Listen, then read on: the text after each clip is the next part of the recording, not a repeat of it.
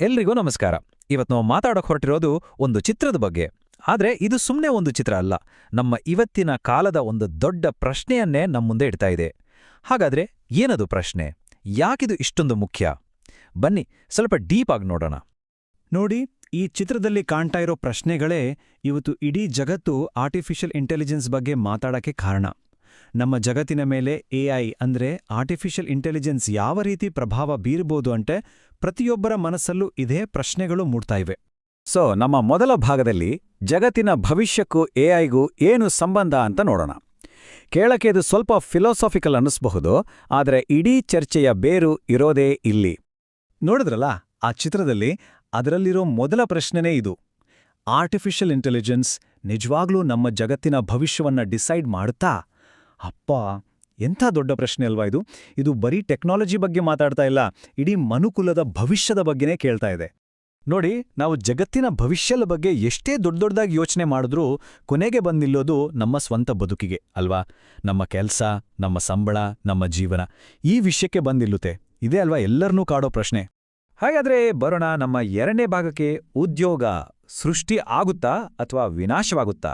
ಇದು ಇಡೀ ಚರ್ಚೆಯ ಹೃದಯ ಭಾಗ ಅಂತಾನೆ ಹೇಳ್ಬೋದು. ಎಐಯಿಂದ ಜಾಬ್ಸ್ ಸಿಗುತ್ತಾ ಅಥವಾ ಇರೋ ಜಾಬ್ಸ್ ಹೋಗುತ್ತಾ? ಇಲ್ಲಿ ಎರಡು ಸೈಡ್ ಇದೆ. ಒಂದು ಕಡೆ ಎಐಯಿಂದ ಹೊಸ ಹೊಸ ಇಂಡಸ್ಟ್ರಿಗಳು ಹುಟ್ಕೊಳ್ಬೋದು, ಮನುಷ್ಯರ ಸ್ಕಿಲ್ಸ್ ಇನ್ನೂ ಜಾಸ್ತಿ ಆಗ್ಬೋದು ಅನ್ನೋ ಒಂದು ಭರವಸೆ. ಇನ್ನೊಂದು ಕಡೆ ಎಲ್ಲ ಆಟೋಮೇಟ್ ಆಗ್ಬಿಟ್ಟು ನಮ್ಮ ಕೆಲಸಗಳೆಲ್ಲ ಹೋಗ್ಬಿಡತ್ತೆ ಅನ್ನೋ ಭಯ. ಬನ್ನಿ ಈ ಎರಡೂ ವಾದಗಳನ್ನ ಒಂದೊಂದಾಗಿ ನೋಡೋಣ. ಮೊದಲಿಗೆ ಪಾಸಿಟಿವ್ ಸೈಡ್ ನೋಡೋಣ. ನಮ್ಮ ಮೂರನೇ ಭಾಗ ಎಐ, ಹೊಸ ಅವಕಾಶಗಳ ಸೃಷ್ಟಿಕರ್ತ. ಜಾಬ್ ಮಾರ್ಕೆಟ್ಗೆ ಎಐ ಹೇಗೆ ಒಂದು ಒಳ್ಳೆ ಬದಲಾವಣೆ ತರಬಹುದು ಅಂತ ಅರ್ಥ ಮಾಡಿಕೊಳ್ಳೋಣ. ಈ ವಾದದಲ್ಲಿರೋ ಒಂದು ಇಂಟ್ರೆಸ್ಟಿಂಗ್ ಪಾಯಿಂಟ್ ಏನ್ ಗೊತ್ತಾ? ಎಐಯಿಂದ ಪೂರ್ತಿ ಹೊಸ ಇಂಡಸ್ಟ್ರಿಗಳೇ ಹುಟ್ಕೊಳ್ಬೋದು ಅಂತ. ಯೋಚನೆ ಮಾಡಿ ನೋಡಿ, ಒಂದು 20 ವರ್ಷದಿಂದೆ ಆ್ಯಪ್ ಡೆವಲಪರ್ ಅಥವಾ ಸೋಷಿಯಲ್ ಮೀಡಿಯಾ ಮ್ಯಾನೇಜರ್ ಅಂತ ಜಾಬ್ಸ್ ಇರುತ್ತೆ ಅಂತ ಯಾರಾದರೂ ಅನ್ಕೊಂಡಿದ್ರಾ? ಇಲ್ಲ ಅಲ್ವಾ? ಅದೇ ರೀತಿ ಎಐ ಕೂಡ ಇವತ್ತು ನಾವು ಊಹಿಸೋಕೋ ಆಗದಂಥ ಎಷ್ಟೋ ಹೊಸ ಕೆಲಸಗಳನ್ನ ಸೃಷ್ಟಿ ಮಾಡ್ಬೋದು. ಇನ್ನೊಂದು ಸೂಪರ್ ಪಾಯಿಂಟ್ ಏನಂದ್ರೆ, ಎಐ ನಮ್ಮ ಜಾಗವನ್ನ ಕಿತ್ಕೊಳ್ಳಲ್ಲ, ಬದಲಿಗೆ ನಮಗೆ ಒಂದು ಸೂಪರ್ ಟೂಲ್ ತರ ಹೆಲ್ಪ್ ಮಾಡುತ್ತೆ. ಹೇಗೆ ಅಂದ್ರೆ, ದಿನಾ ಮಾಡೋ ಬೋರಿಂಗ್ ರಿಪಿಟೇಟಿವ್ ಕೆಲಸಗಳನ್ನೆಲ್ಲ ಎಐಗೆ ಕೊಟ್ಬಿಟ್ಟು ನಾವು ಮನುಷ್ಯರು ನಮ್ಮ ತಲೆ ಉಪಯೋಗಿಸಿ, ಅಂದ್ರೆ ಕ್ರಿಯೇಟಿವ್ ಆಗಿ ಯೋಚನೆ ಮಾಡೋದು, ದೊಡ್ಡ ದೊಡ್ಡ ಪ್ರಾಬ್ಲಮ್ಸ್ಗೆ ಸೊಲ್ಯೂಷನ್ ಹುಡುಕೋದು, ಈ ಥರದ ಕೆಲಸಗಳ ಮೇಲೆ ಫೋಕಸ್ ಮಾಡ್ಬೋದು. ಸರಿ, ಇದಾಯ್ತು ಪಾಸಿಟಿವ್ ಸೈಡ್. ಈಗ ನಾಣ್ಯದ ಇನ್ನೊಂದು ಮುಖ ನೋಡೋಣ. ನಮ್ಮ ನಾಲ್ಕನೇ ಭಾಗ ಎಐ ಒಂದು ರೀತಿ ಉದ್ಯೋಗಗಳ ಕಳ್ಳನಾ? ಎಐ ಇಂದ ನಿಜವಾಗ್ಲೂ ದೊಡ್ಡ ಮಟ್ಟದಲ್ಲಿ ಕೆಲಸಗಳು ಹೋಗುತ್ತಾ? ಈ ಭಯಕ್ಕೆಲ್ಲ ಮೂಲ ಕಾರಣ ಏನು ಗೊತ್ತಾ? ಆಟೋಮೇಷನ್. ಅಂದ್ರೆ manufacturing, data entry, customer service. ಅಷ್ಟೇ ಯಾಕೆ, ಅನಾಲಿಸಿಸ್ ಮಾಡೋ ಕೆಲಸಗಳನ್ನು ಕೂಡ ಎಐ ಮತ್ತು ರೋಬೋಟ್ಗಳು ನಮಗಿಂತ ಚೆನ್ನಾಗಿ, ಸ್ಪೀಡಾಗಿ ಮಾಡಬಲ್ಲವು. ಹಾಗಾದಾಗ ಸಹಜವಾಗೇ ಮನುಷ್ಯರಿಗೆ ಕೆಲಸ ಇರಲ್ಲ ಅನ್ನೋದು ಈ ವಾದದ ಮುಖ್ಯ ಅಂಶ. ಇದ್ರ ಜೊತೆಗೆ ಇನ್ನೊಂದು ದೊಡ್ಡ ಚಾಲೆಂಜ್ ಇದೆ. ಅದನ್ನ ಸ್ಕಿಲ್ಸ್ ಗ್ಯಾಪ್ ಅಂತಾರೆ. ಅಂದ್ರೆ ಎಐ ಬಂದ್ಮೇಲೆ ಬೇಕಾಗಿರೋ ಹೊಸ ಸ್ಕಿಲ್ಸ್ ಬೇರೆ, ಆದ್ರೆ ಜನರ ಹತ್ರ ಇರೋ ಹಳೆ ಸ್ಕಿಲ್ಸ್ ಬೇರೆ. ಈ ಹೊಸ ಸ್ಕಿಲ್ಸ್ ಕಲಿಯೋಕ್ಕೆ, ಅದಕ್ಕೆ ಅಡ್ಜಸ್ಟ್ ಆಗೋಕೆ ಎಲ್ರಿಗೂ ಆಗದೇ ಇರ್ಬೋದು.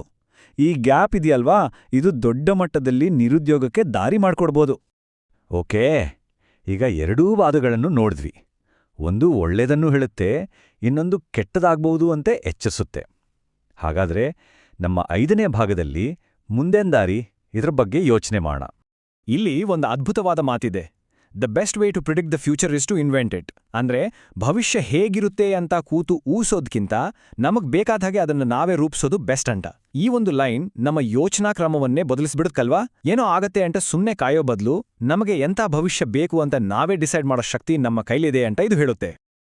ಕೊನೆಯದಾಗಿ ಒಂದು ಮುಖ್ಯವಾದ ಪ್ರಶ್ನೆಯೊಂದಿಗೆ ಈ ಚರ್ಚೆಯನ್ನ ಮುಗಿಸೋಣ. ಟೆಕ್ನಾಲಜಿ ನಮ್ಮನ್ನ ಕಂಟ್ರೋಲ್ ಮಾಡುತ್ತಾ ಅಥವಾ ನಾವು ಟೆಕ್ನಾಲಜಿಯನ್ನ ಕಂಟ್ರೋಲ್ ಮಾಡ್ತೀವಾ? ಯೋಚಿಸಿ ನೋಡಿ.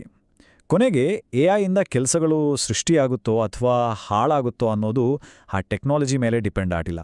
ಬದಲಾಗಿ ಅದನ್ನು ನಾವು ಮನುಷ್ಯರು ಹೇಗೆ ಬಳಸ್ತೀವಿ, ಹೇಗೆ ಕಂಟ್ರೋಲ್ ಮಾಡ್ತೀವಿ, ಮತ್ತು ನಮಗೆ ಬೇಕಾದ ಹಾಗೆ ಅದನ್ನು ಹೇಗೆ ರೂಪಿಸ್ತೀವಿ ಅನ್ನೋದರ ಮೇಲೆ ನಿಂತಿದೆ. ಇದರ ಬಗ್ಗೆ ಖಂಡಿತ ಯೋಚನೆ ಮಾಡಿ.